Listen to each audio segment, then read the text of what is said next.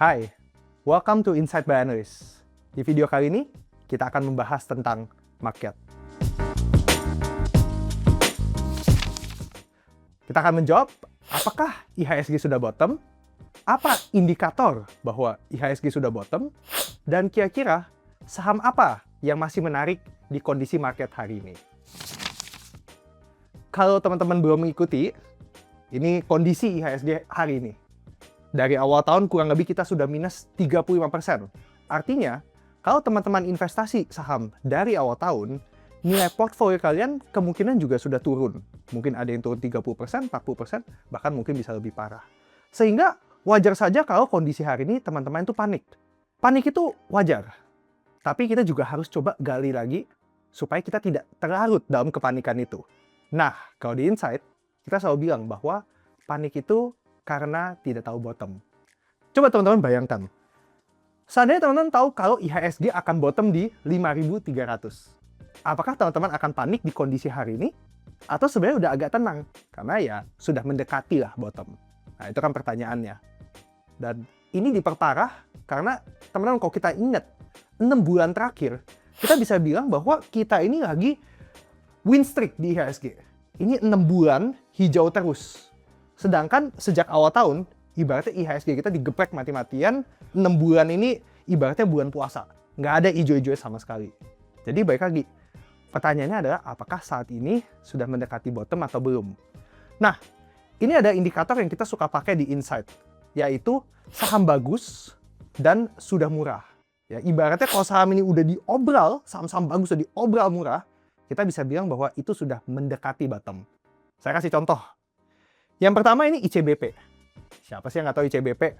Ini produsen Indomie. Ya, teman-teman pasti tahu Indomie, mungkin juga sering konsumsi produknya. Tapi kalau kita lihat sahamnya, ini harga sahamnya ini udah di bawah 7.000. Mungkin 6.700 sekarang. Secara rasio price to earning, ini juga sudah terendah selama 10 tahun. Dan secara insight rating, ini juga tertinggi selama 6 tahun. Ini contoh pertama. Ada juga contoh kedua, yaitu Jasa Marga. Nah, sama baik lagi, siapa sih yang nggak tahu Jasa Marga? Mungkin teman-teman yang orang Indonesia bahkan tinggal di luar negeri pun tahu Jasa Marga ini the biggest toll road operator di Indonesia. Dan ini sama kayak ICBP. Sahamnya turun terus, valuasi juga semakin murah, dan juga secara rating itu terus naik. Tapi oke, mungkin teman-teman masih ragu. Oke Sam, ini kan cuma 2 saham. Ya kita harus lihat secara market. Ya, apakah benar-benar market ini murah atau enggak? Dan di sini kalau di Insight, kita lihatnya gimana? Kita pakai rating 75. Kita lihat seluruh saham di IHSG, dan kita lihat apakah kondisi seluruh saham hari ini yang bagus dan murah itu lagi banyak atau lagi sedikit. Karena logiknya simpel teman-teman. Kalau saham yang bagus dan murahnya lagi sedikit, berarti marketnya nih lagi tinggi-tingginya. Dan sebaliknya, kalau misalnya saham yang bagus dan murah lagi bertebaran di mana-mana, kemungkinan besar marketnya udah mau bottom. Nah, ini kita pakai contoh. Yang pertama di bulan April 2020, teman-teman tahu itu COVID. Yang kedua ada di April 2025, which is crash tahun lalu. Dan kalau kita lihat, jumlah saham yang bagus dan murah, atau di Insight kita biasa sebut rating 75 ya, itu lagi tinggi-tingginya, melebihi 20. Ya, biasanya di bawah 20 kalau teman-teman lihat. Dan di 2 momen ini, jumlah saham bagus dan murah itu melebihi 20. Dan kalau kita lihat what happens after itu kejadian, kita bisa lihat setelah April 2020, saham-saham pada naik. Ya, IHSG naik bisa sampai 60%. Dan ini juga sama, di bulan April 2025, what happens after that? IHSG naik almost 50%. Tuh. Nah, yang di tengah-tengah, ya, kalau teman-teman lihat ketika kondisi saham bagus dan murah lagi sedikit, nah itu market sideways. Karena biasanya harga saham mungkin naiknya sudah kebanyakan dan sudah agak mahal. Ya, kondisinya sudah agak mahal. Makanya teman-teman lihat di sini dari 2022 sampai akhir 2025 sebenarnya IHSG kita bisa dibilang hampir nggak kemana-mana. Simpelnya seperti itu.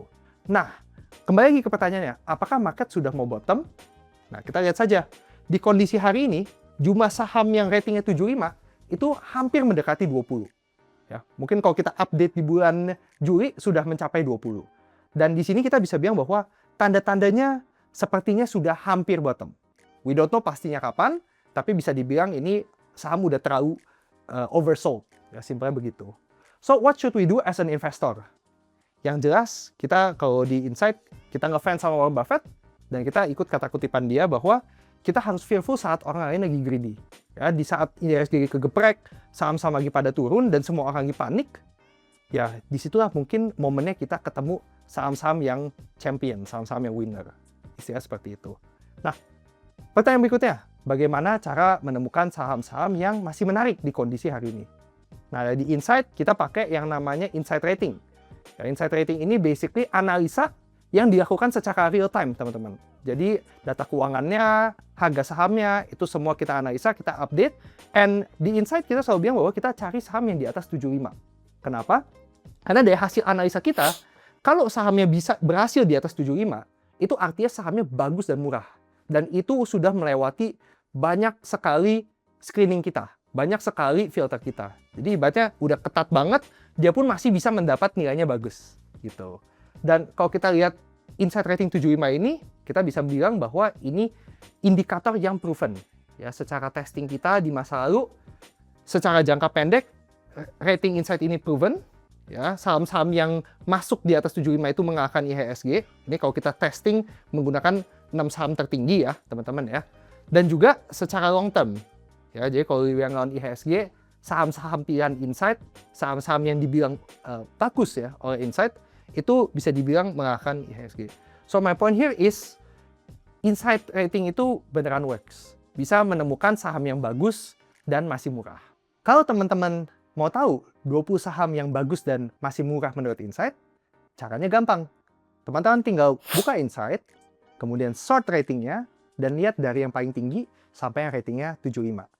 Nah, kalau teman-teman masih ragu, tidak masalah.